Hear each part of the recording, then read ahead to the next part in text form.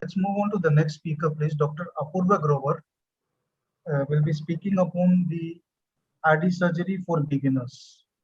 Dr. Apurva Grover, Hello, good morning. please start your presentation. Yeah, just sharing my screen.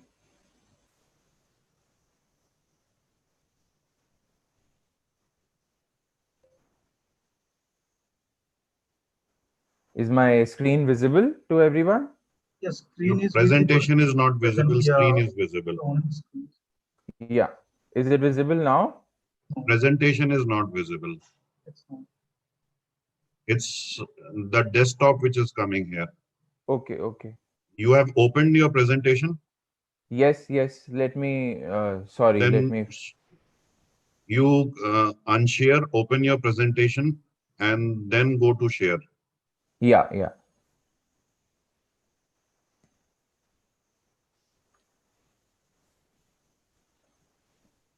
Is it visible now? It's No. not. No. Apurv, you unshare first. Okay, okay. Yeah, And now you open your presentation first. okay. Have you opened your Yes, presentation? yes. Now you go to share. Share, you will see in dashboard coming where you will see share presentation. Click on that and then share. Okay, Yes, it's it's coming now. okay. Yeah. It's coming now. Mhm. Thank you, sir. Yeah, please start. Yes. Yeah, Full screen, please. yes.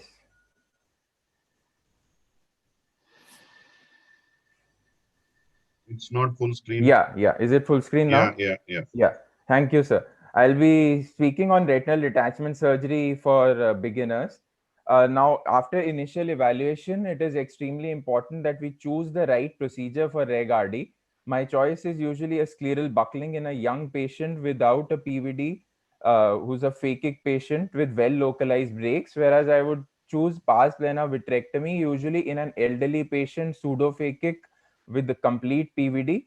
Any macular changes such as macular pucker, macular hole would also lean the choice towards a pars plana vitrectomy. I would be discussing pars plana vitrectomy step by step here in Reg RD. Now, insertion of infusion cannula, as Dr. Deepak elaborated, is of utmost importance. And maybe the 4 cannula, as we discussed, may be difficult to visualize in certain cases of associated with end-off or choroidals. Therefore, 6 infusion cannula in these cases is extremely useful, can be sutured in place with a temporary vicryl knot and is visualized much more easily inside and helps us start the vitrectomy without fear in these cases. Core vitrectomy in Reg RD, I prefer to initially do the vitrectomy close to the ports on either side so that any vitreous incarceration is avoided. And then we start the vitrectomy away from the detached retina, usually in the area of attached retina, core vitrectomy, and then we move towards the area of detached retina. In during core vitrectomy, stay away from the retina and keep your tip pointed away from the retina so as to avoid any iatrogenic damage to the retina. Separation of posterior hyaloid has been discussed in detail. Now, in specifically in Reg RD cases, I prefer to keep my vitrectomy probe oriented nasally, so I don't end up in sucking the macula and causing any iatrogenic damage to the macula. Posterior hyaloid separation is especially important for high myopic cases where there may be vitreous cases, and it is important to completely separate the posterior hyaloid so as to prevent any post-operative PVR or re-RD. Now, if extremely bullous or flappy retina is making vitrectomy difficult, PFCL injection helps to stabilize the posterior pole. Start your PFCL injection at the optic disc and then slowly enlarge your bubble, injecting within the bubble and stopping in between to allow some fluid to egress out and IOP to normalize. Once the retina has been stabilized, it makes vitrectomy much easier, and the flappy retina becomes much more stable. Vitrectomy around the primary bake is of utmost importance, as this is the primary site of traction. Keep a high cut rate and low suction during this step so that you don't pull on the vitreous. Gently trim the vitreous all around the edges of the break, and any anterior flap of the tear should be dissected, and then diathermy is done to the edges of the break and to any bridging vessels, so as to visualize the break better and to prevent any hemorrhage. Visualize the break better during fluid air exchange later. Base dissection, Dr. Deepak has already elaborated on this. With specification to Reg RD, this is often the site of primary traction, as this is the tightest site of attachment of the vitreous to the retina, and primary breaks are often found at the edge of the vitreous base. So it is important to completely relieve all traction. We do a good base dissection. There should be a good indentation, good even indentation, good visualization, keep a high cut rate, low suction, as we already discussed, and trim the vitreous gently all around the base so as to relieve all traction.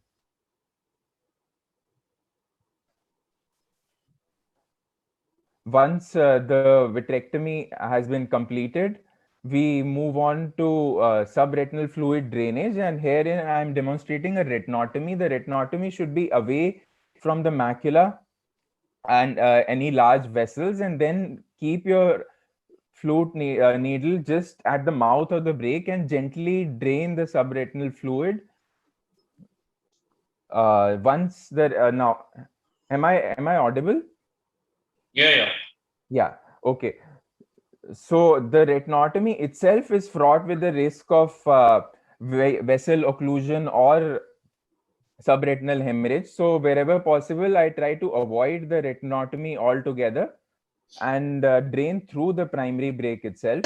Herein, I'm using the PFCL bubble posteriorly to push the subretinal fluid peripherally. And once where the fluid has been pushed peripherally, one is able to drain the subretinal fluid through the primary break itself and settle the retina. Once the retina is settled, one can go ahead with PFCL air exchange and remove the last bit of PFCL bubble. It is important to do a good laser to the breaks, apply near confluent moderate intensity burns about 3 to 4 rows around the breaks. I prefer to laser the breaks only and not do a 360-degree laser in most cases, as the heavy laser is itself predisposes us to the risk of iatrogenic retinal breaks or PVR formation. At the end of the surgery, the choice of tamponade is between gas and oil. Now, with gas injection, we take the adequately diluted gas in the appropriate concentration and the infusion and in the 50 cc syringe and connect it to the infusion cannula. And then we gently start, after securing one of the sclerotomies, we start the gas injection and allow the air to be flushed out through the other sclerotomy. Inject about 35-40 cc gas, and once the air has been adequately flushed out, one can secure the sclerotomies, check for IOP, and ensure good gas fill. It should not be too tight or soft. Now with silicone oil injection, now as you start the silicone oil injection, lower the air pressure within the vitreous cavity so that IOP stays normal, and keep an eye on the optic disc for any pulsations or pallor. If there is any IOP rise, slow down your speed of injection, lower the air pressure, and the last little bit of air bubble is extruded out under direct visualization, and your flute needle can help in this, the last little bit of air bubble removal. Once again, check the IOP to avoid digitally to avoid any overfill or underfill. Thank you. We can move to the Thank you, Dr. discussion now. Apurva, for such a nice presentation and informative presentation. Thank you. May I ask the panelists for what are your opinions regarding the retinotomy? How do you perform your cases? Do you do a retinotomy for drainage, or you drain the SRF from the pre-existing breaks? Dr. Deepak, Dr. Saurabh here. Yes, Can I sir. come Yes, in sir, here? please, sir. So one important thing which I would like to highlight is that when we start the vitrectomy, it is very important to clear the vitreous behind the ports. Exactly. Right at the outset. So when you enter with the vitrectomy cutter, just clear the vitreous from the port, around the port which you are entering, and also the infusion cannula and the port for the light pipe. because if vitreous is left there, and that will keep on getting sucked inside, and it can also lead to in high myopic eyes, retina can get incarcerated in the infusion cannula. So it is very important to, even before port vitrectomy, we should clear the vitreous from the ports anteriorly. Yeah, it can also create traction while inserting the instruments, And especially like flute needles and these things. Which can right, and cause traction and yes, regarding exactly. the retinotomy, it should always be the last step. If it is not possible to drain through the existing bag, Right. then we go for the retinotomy. Thank you. Sir. Yes, that is always the preferred mode. What would be the suggested side of retinotomy, please? What do you prefer?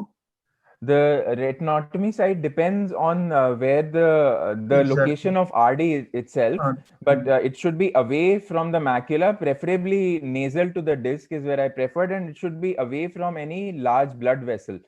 So because there can be blood vessel occlusion also if one goes too close to a major blood vessel. And wherever possible, avoid the retinotomy altogether and drain through the primary break itself. Exactly, exactly. If If at all, it has to be done supranasal. Supranasal part would be the most preferred site, but obviously you will have to drain the SRF. So the most dependent part of the SRF would be.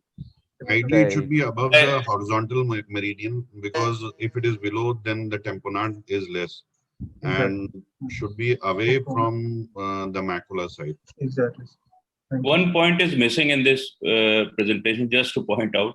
Yes. Whenever you're doing a rhegmatogenous retinal detachment surgery through vitrectomy, one should always consider putting up a buckle if required, whether it is 240 or inferior buckle. Because if there are situations where buckle, the combined surgery is better than vitrectomy.